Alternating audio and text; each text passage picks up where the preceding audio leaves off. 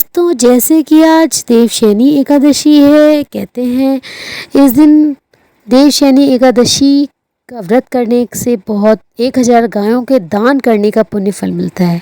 और अगर आप व्रत नहीं करते हैं तो आप विष्णु भगवान की माता लक्ष्मी के साथ पूजा करिए और देवशयनी एकादशी की कथा जो मैं आपको सुनाने जा रही हूँ इसको आप सुन लीजिए तो आपको पुण्य फल मिलेगा। इस कथा शुरू करने के पहले मैं आपको निवेदन करती हूँ कि मेरे चैनल को सब्सक्राइब कर लीजिएगा और शेयर करिएगा ज़्यादा से ज़्यादा, जिससे सभी को पुण्य फल मिले इस कथा को सुनने से।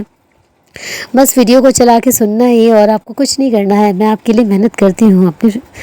तो चलिए आइए सुनाते हूँ देवशयनी एकादशी व्रत कथा। एक बार धर्मराज युधिष्ठिर ने कहा श्री कृष्ण भगवान से, आषाढ़ शुक्ल एकादशी का क्या नाम है? इस व्रत के करने की विधि क्या है और किस देवता का पूजन किया जाता है?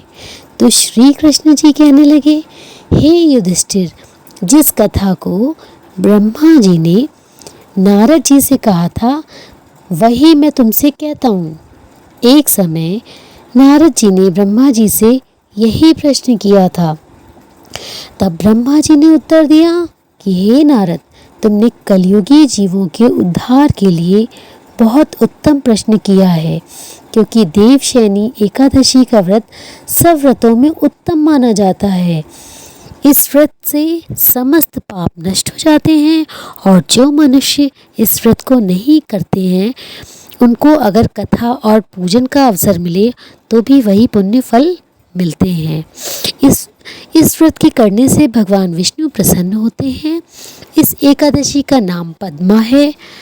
फिर श्री कृष्ण जी कहते हैं, अब मैं तुमसे एक पौराणिक कथा कहता हूँ, तुम मन लगाकर सुनो।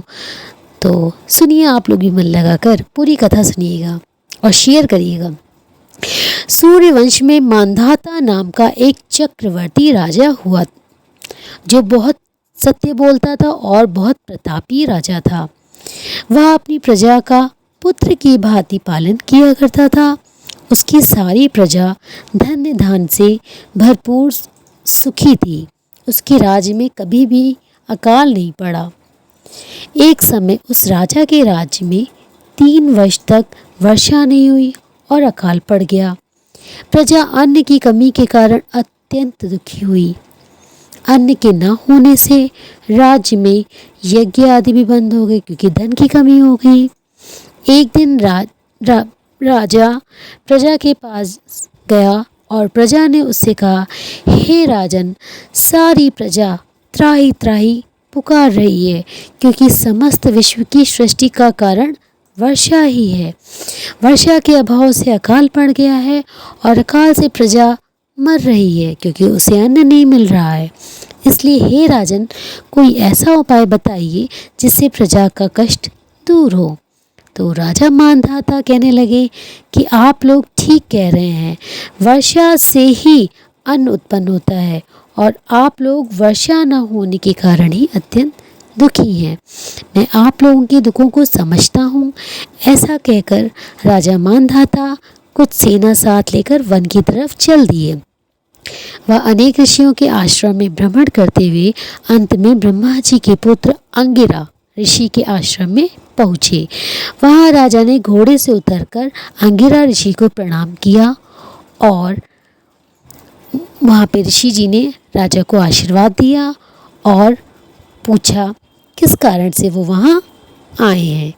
राजा ने हाथ जोड़कर विनती करते हुए कहा, हे भगवान, हे मुनिश्री, सब प्रकार से धर्म पालन करने पर भी मेरे राज्य में अकाल पड़ गया है। इससे प्रजा बहुत दुखी है। राजा के पापों के प्रभाव से ही प्रजा को कष्ट होता है, ऐसा शास्त्रों में मैंने सुना है। राजा ने कहा, जब मैं धर्मानुसार राज्य करता हूँ तो मेरे राज्य में अकाल कैसे पड़ गया? इसका कारण मुनिश्री आप मुझे जरूर बताइए और मुझे यही जानना है। अब मैं आपके पास इसी संदेह को दूर करने के लिए आया हूँ। कृपा करके मेरे इस संशय को दूर कीजिए, साथ ही प्रजा के कष्ट को दूर करने का कोई उपाय बताइए। इतनी बात सुनकर ऋषि कहने लगे कि हे राजन, यह सतयुग सब युगों में उत्तम है।